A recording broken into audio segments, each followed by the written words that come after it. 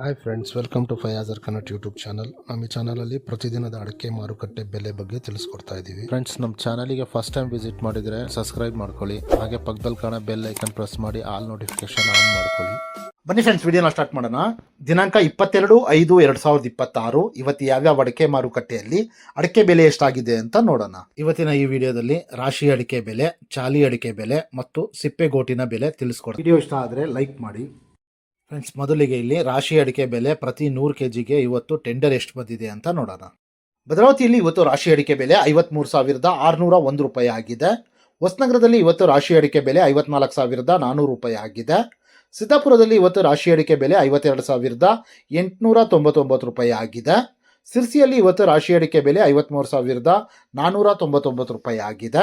ಅದೇ ರೀತಿ ಯಲ್ಲಾಪುರದಲ್ಲಿ ಇವತ್ತು ರಾಶಿ ಅಡಿಕೆ ಬೆಲೆ 56,199 ರೂಪಾಯಿ ಆಗಿದೆ. ಅರಸೀಕೆರೆ ಕೊಬ್ಬರಿ ಮಾರುಕಟ್ಟೆಯಲ್ಲಿ ಇವತ್ತು ಕೊಬ್ಬರಿ ಬೆಲೆ 30,500 ರೂಪಾಯಿ ಆಗಿದೆ ಪ್ರತಿ 100 kgಗೆ. ಚನ್ನಗಿರಿ ತುಮಕೋಸ್ ಅಡಿಕೆ ಮಾರುಕಟ್ಟೆಯಲ್ಲಿ ಇವತ್ತು ರಾಶಿ ಅಡಿಕೆ ಬೆಲೆ 53,799 ರೂಪಾಯಿ ಆಗಿದೆ.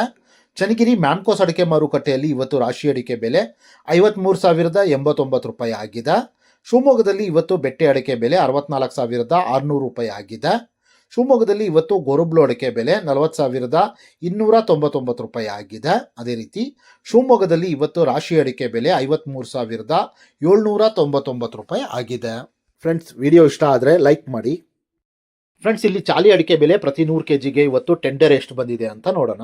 ಕುಂದಾಪುರದಲ್ಲಿ ಇವತ್ತು ಹೊಸ ಚಾಲಿ ಅಡಿಕೆ ಬೆಲೆ 45,500 ರೂಪಾಯಿ ಆಗಿದೆ. ಕುಂದಾಪುರದಲ್ಲಿ ಇವತ್ತು ಹಳೆ ಚಾಲಿ ಅಡಿಕೆ ಬೆಲೆ 53,000 ರೂಪಾಯಿ ಆಗಿದೆ. ಸಾಗರದಲ್ಲಿ ಇವತ್ತು ಚಾಲಿ ಅಡಿಕೆ ಬೆಲೆ 42,999 ರೂಪಾಯಿ ಆಗಿದೆ.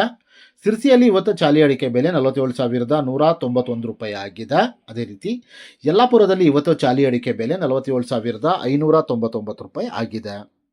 ಸಾಗರದಲ್ಲಿ ಇವತ್ತು ಸಿಪ್ಪೆಗೋಟಿನ ಬೆಲೆ 21,789 ರೂಪಾಯಿ ಆಗಿದೆ. ಫ್ರೆಂಡ್ಸ್, ನಾನು ಈ ವಿಡಿಯೋದಲ್ಲಿ ಮ್ಯಾಕ್ಸಿಮಮ್ ಪ್ರೈಸ್ ಮಾತ್ರ ತಿಳಿಸ್ತಾ ಇದ್ದೀನಿ. ಮಿನಿಮಮ್ ಪ್ರೈಸ್ ಮತ್ತು ಮಾಡಲ್ ಪ್ರೈಸ್ ನೋಡಬೇಕು ಅಂದರೆ ವೆಬ್ಸೈಟಿನ ಲಿಂಕ್ ಡಿಸ್ಕ್ರಿಪ್ಷನ್ನಲ್ಲಿದೆ, ಅಲ್ಲಿ ವಿಸಿಟ್ ಮಾಡಿ ಇನ್ನೂ ಹೆಚ್ಚಿನ ಮಾಹಿತಿ ಸಿಗುತ್ತೆ. Thank you friends.